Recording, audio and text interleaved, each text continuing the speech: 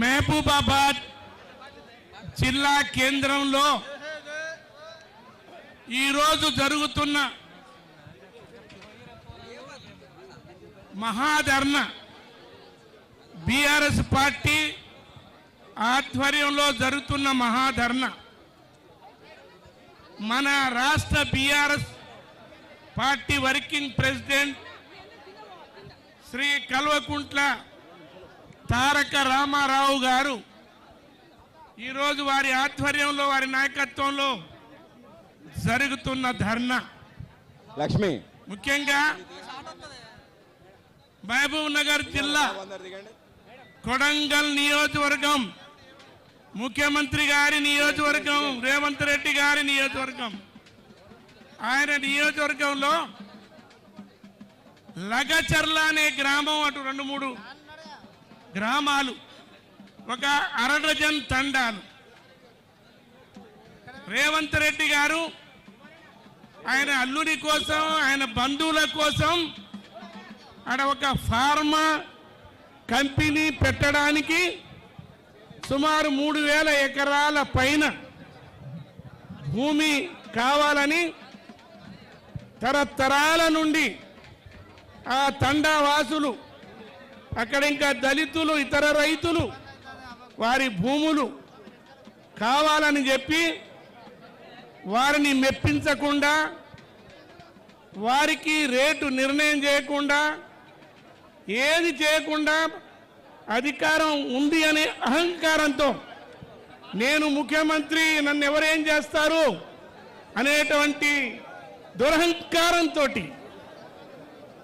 వాళ్ళు గత 6 నెలల నుంచి వాళ్ళని ఇబ్బంది పెడుతున్నారు.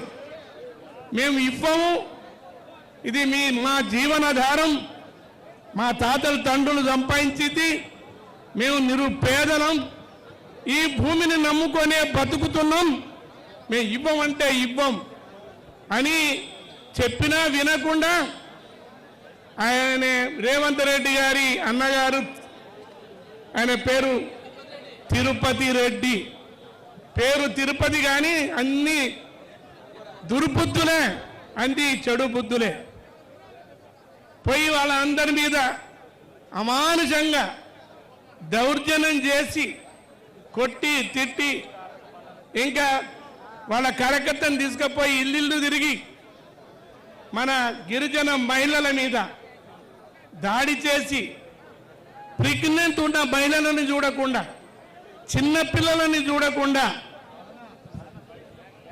ముసలి వాళ్ళని చూడకుండా వాళ్ళ మీద దౌర్జన్యం చేశారు. అదే కాదు, జిల్లా కలెక్టర్ గారు ముందు ఎటువంటి హెచ్చరిక లేకుండా వస్తున్నామని చెప్పకుండా పోయి వాళ్ళ భూములు ఇవ్వాలని అడిగినప్పుడు అక్కడ ఉన్నటువంటి కొంతమంది గిరిజన యువకులు ఇతర యువకులు గో బ్యాక్ కలెక్టర్ అన్నారు.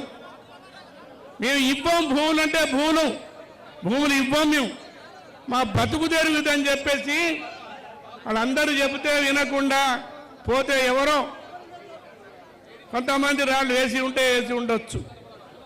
దాన్ని రేవంత్ రెడ్డి గారు తన నియోజకవర్గం తనకు ఓటేసినటువంటి ఓటర్లు, తనకేసినట్టు ఓట్లేసినటువంటి గిరిజనులు, బలహీన వర్గాలు వాళ్ళని పిలిపించుకొని మెప్పించి ఒప్పించి రేటు నిర్ణయం చేసి అది కనుక తీసుకొని ఉంటే బాగుండేది.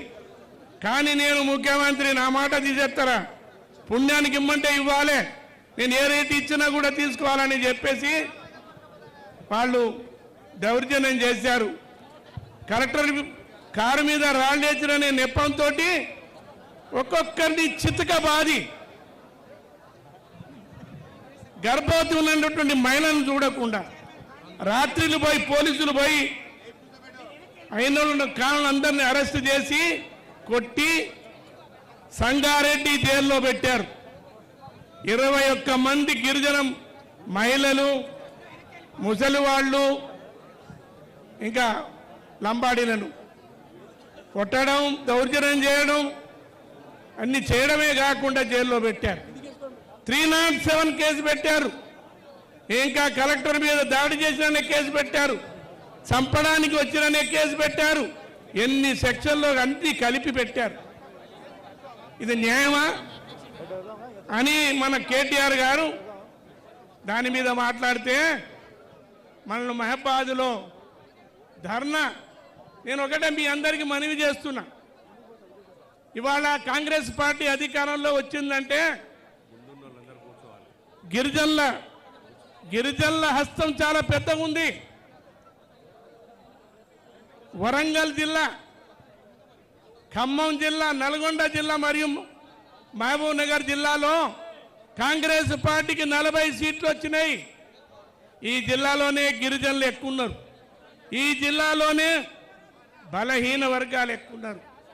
కాబట్టే మూకుమ్మడిగా వాళ్ళ ఓటేసి గెలిపించి అధికారంలోకి తీసుకొస్తే ఇవాళ గిరిజనుల మీద దౌర్జన్యం, అన్యాయం